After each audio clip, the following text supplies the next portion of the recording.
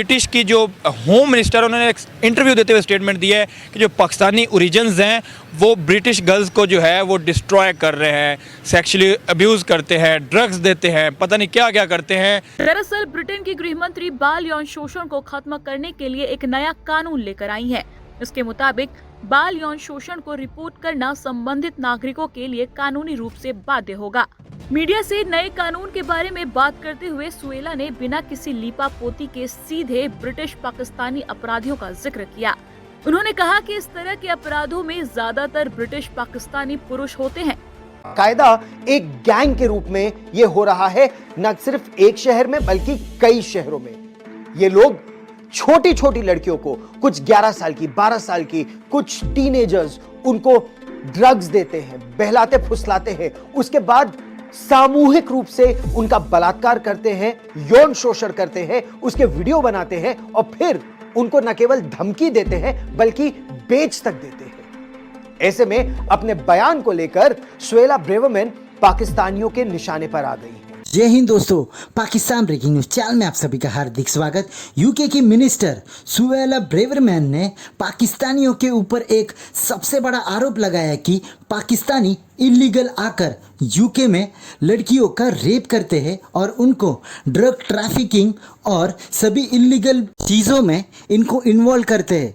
जहां पर यूके की मिनिस्टर का अब ये कहना है कि यूके गवर्नमेंट ने अब एक बिल लाने वाली है जिसमें वो कह रहे हैं कि अगर किसके साथ भी ये सब इंसिडेंट हो रहा है तो उन सभी को कंपलसरी उनके ऊपर होने वाले सभी अत्याचारों का केस फाइल करना होगा। वहीं पर पाकिस्तानियों के ऊपर भी इस गवर्नमेंट ने उनको कैसे कंट्रोल किया जाए उसके ऊपर भी रूल्स एंड रेगुलेशंस बनाने वाली है, क्योंकि सबसे ज़्यादा इलीगली पाकिस्तानी ही इन देशों में शामिल होते हैं और 2 नंबर के धंधे वहाँ पर शुरू करते हैं और इनसे तंग आकर अब इन सभी के इनविटेशन ऑफ पासपोर्ट कैंसिल करेंगे और इन सभी को पाकिस्तान में डिपोर्ट किया जाएगा और उनके ऊपर कार्रवाई भी की जाएगी, क्योंकि इन केसेस का बढ़ना ब्रिटेन गवर्नमेंट के लिए एक बैड न्यूज़ है और यूके गवर्नमेंट नहीं चाहती है कि कोई भी बाहरी आकर उनके ही देश के लड़कियों को या यूथ को इस सभी चीज़ों में इन्वॉल्व करे। और यही कारण था कि यूके के मिनिस्टर ने सीधा सीधा पाकिस्तान का नाम लेकर उनको सबके सामने ही वार्न कर दिया। ऐसे ही वीडियो को अंतिम तक देखते रहिए, लाइक कीजिए, शेयर कीजिए और सब्सक्राइब कीजिए हमारे चैनल को और बेल आइकन दबाना बिल्कुल भी ना भूले और आपकी जो भी राय हो उसे कमेंट बॉक्स में जरूर दे। धन्यवाद। There's been several reports over recent years about what I consider to be one of the biggest scandals actually in recent years in our history. And that is a systematic and institutional failure to safeguard the welfare of children when it comes to sexual abuse. And we saw recently Professor Jay's report be published, and that makes very harrowing reading. And what I'm announcing today, and the Prime Minister will be building on this tomorrow, is a series of measures to bring an end to this and properly safeguard children. It's a consultation. Why is it a consultation? People have been demanding action for years. What's important to remember is that what we're seeing in grooming gangs or gangs of rapists is in towns and cities around the country, we're seeing a practice evolve, which has evolved, which is taking advantage of vulnerable children. And let's be honest, that's happening. You say it's a great scandal. Why are you consulting? Why do you not just take action? Well, we need to get the legal duty right. We don't want unintended consequences. But what's clear is that what we've seen is a practice whereby vulnerable white English girls, sometimes in care, sometimes who are in challenging circumstances, being pursued and raped and drugged and harmed by gangs of British Pakistani men who've worked in child abuse rings or networks. We've seen institutions and state agencies, whether it's social workers, teachers, the police, turn a blind eye to these signs of abuse out of political correctness, out of fear of being called racist, out of fear of being called bigoted. And as a result, thousands we're not talking small numbers, we're talking large numbers. Thousands of children have had their childhoods robbed and devastated. And there are many of these perpetrators still running wild, behaving in this way. And it's now down to the authorities to track these perpetrators down without fear or favour, relentlessly, and bring them to justice. दरअसल Britain की गृह मंत्री बाल यौन शोषण को खत्म करने के लिए एक नया कानून लेकर आई है। इसके मुताबिक बाल यौन शोषण को रिपोर्ट करना संबंधित नागरिकों के लिए कानूनी रूप से बाध्य होगा।